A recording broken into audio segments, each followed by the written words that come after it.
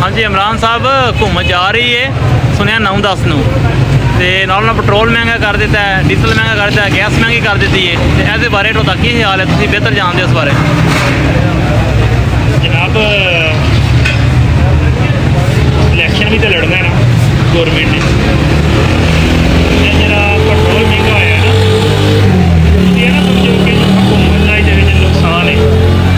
Election वास्ते fund चाहिए होंगे ਤੁਹਾਨੂੰ ਇਸ ਚੀਜ਼ ਪਤਾ ਵੇ ਕਿ ਇਸ ਟਾਈਮ ਮੁਲਕ ਕਿਹਨਾਂ ਦੇ ਹੱਥ ਵਿੱਚ ਹੈ।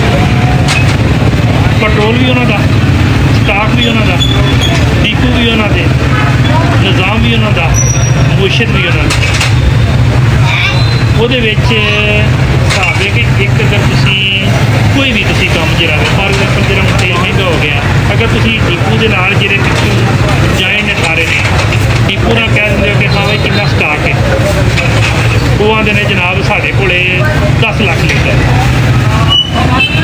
ਉਹ ਨਾਲ ਹੀ ਕਹਿ ਦਿੰਦੇ ਨੇ ਕਿ ਅਗਰ ਤੇਲ ਵਧਾ ਦਈਏ ਤੇ ਸਟਾਕ ਜਿਹੜਾ ਵੀ 50 ਲੱਖ ਲੀਟਰ ਕਰ ਲਓ। ਇੱਕ ਐਗਜ਼ਾਮਪਲ ਦੇ ਰਹੇ ਪੀ ਡੀਪੂ ਦਾ, ਅਗਰ ਉਹ 50 ਲੱਖ ਲੀਟਰ ਤੱਕ ਤੁਹਾਡੇ ਕੋਲ ਸਟਾਕ ਆ ਜਾਂਦਾ ਪੀ ਡੀਪੂ ਦਾ ਤਾਂ ਹਾਂ ਵੀ ਸਾਨੂੰ ਕਿੰਨਾ ਦੇਣਾ। 2007 ਤੋਂ ਲੈ ਕੇ 13 ਤੱਕ ਟੈਕਨੋਲੋਜੀ ਦੇ ਦੌਰ ਦੇ ਵਿੱਚ ਇਹ ਬਹੁਤ ਜ਼ਿਆਦਾ ਹੋਇਆ ਹੈ। ਉਹਦੇ ਵਿੱਚ ਜਨਾਬ ਤੋਂ ਇੱਕ ਪਰਸੈਂਟੇਜ ਅਗਰ ਮੁੱਕ ਜਾਂਦੀ ਹੈ ਤਾਂ ਪਰਸੈਂਟੇਜ ਉਹਨਾਂ ਨੂੰ ਮਿਲ ਜਾਂਦੀ ਹੈ।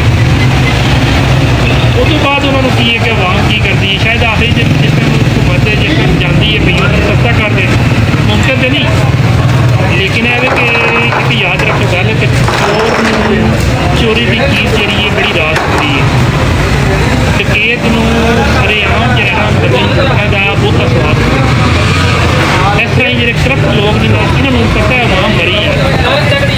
ਉਹ ਜਿਸ ਤਰ੍ਹਾਂ ਨਹੀਂ ਪਿੰਡਾਂ ਦੇ ਵਿੱਚ ਤੁਸੀਂ ਦੇਖਿਆ ਹੋਣਾ ਕਿ ਜਿਹੜਾ ਜੱਟਾਂ ਦੇ ਕਮੀਆਂ ਖਤਮ ਹੁੰਦਾ ਹੈ, ਕਮੀ ਨੂੰ ਜਨਾਬ ਜੀ ਪੂਰਾ ਸਾਲ ਵਾਹ ਕੇ ਤੁਹਾਨੂੰ ਪਤਾ ਹੈ ਕਿ 20 ਟੋਪੇ ਦਾਣੇ ਦੀ ਲਵਾਈ ਹੈ।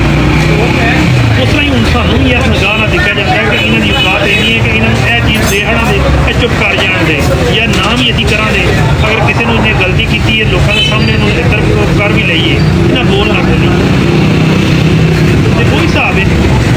ਮੈਂ ਸ਼ਾਇਦ ਬਹੁਤਾ ਬੋਲ ਗਿਆ ਲੇਕਿਨ ਇਹ ਕਿ ਜਿਹੜੀ ਹਕੀਕਤ ਹੈ ਨਾ ਅੱਜ ਕੱਲ੍ਹ ਬੇਸ਼ੱਕ ਤੁਸੀਂ ਜ਼ਮੀਨ ਦਾ ਰਾਜ਼ੀ ਤੇ ਕੰਮ ਕਰ ਲਓ ਜਾਂ ਗੈਸ ਮਹਿੰਗੀ ਹੁੰਦੀ ਹੈ ਪਈ ਹੈ ਦੋ ਵੀ ਹੈ, ਉਹਦੇ ਵਿੱਚ ਜਨਾਬ ਐਕਟੀਵੇਸ਼ਨਾਂ ਚੱਲਦੀਆਂ ਨੇ ਸਿਸਟਮ ਦੇ ਵਿੱਚ ਜਨਾਬ ਚੱਲੇ ਨੇ, ਆਵਾਮ ਨੂੰ ਪਤਾ ਹੀ ਕੋਈ ਨਹੀਂ। ਫਿਰ ਤੁਹਾਨੂੰ ਇਹ ਵੀ ਨਹੀਂ ਪਤਾ ਕਿ ਅੱਜ ਕੱਲ੍ਹ ਸਾਡਾ ਮੋਸਟਲੀ 30% ਤੇਲ ਇਰਾਨੀ ਇਸਤੇਮਾਲ ਹੋ ਰਿਹਾ। ਉਹ ਇਰਾਨ ਤੋਂ ਕਿਸ ਤਰ੍ਹਾਂ ਆ ਰਿਹਾ? ਸ਼ਾਇਦ ਤੁਸੀਂ ਕੁਝ ਦਿਨ ਪਹਿਲਾਂ ਡਾਕੂਮੈਂਟਰੀ ਵੇਖੀ ਹੋਵੇ ਕਿ ਉਹਨੂੰ 15, 20, 35 ਰੁਪਏ ਦੇ ਹਿਸਾਬ ਨਾਲ ਤੇਲ ਮਿਲਦਾ, ਰਿਫਾਈਨ ਕਰਕੇ 65 ਰੁਪਏ ਦੇ ਨਾਲ।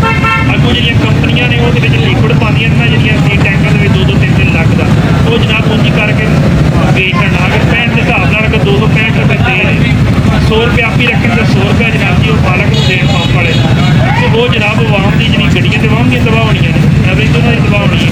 ਲੇਕਿਨ ਜਿਹੜੇ ਸਮਝਦਾਰ ਪੈਟਰੋਲ ਪੰਪ ਵਾਲੇ ਨੇ ਉਹ ਨਹੀਂ ਕਰਦੇ। ਕਿਉਂ ਨਹੀਂ ਕਰਦੇ? ਕਿ ਉਹਦੇ ਵਿੱਚ ਵੀ ਜਨਾਬ ਉਹਨਾਂ ਨੂੰ ਪਤਾ ਹੈ ਕਿ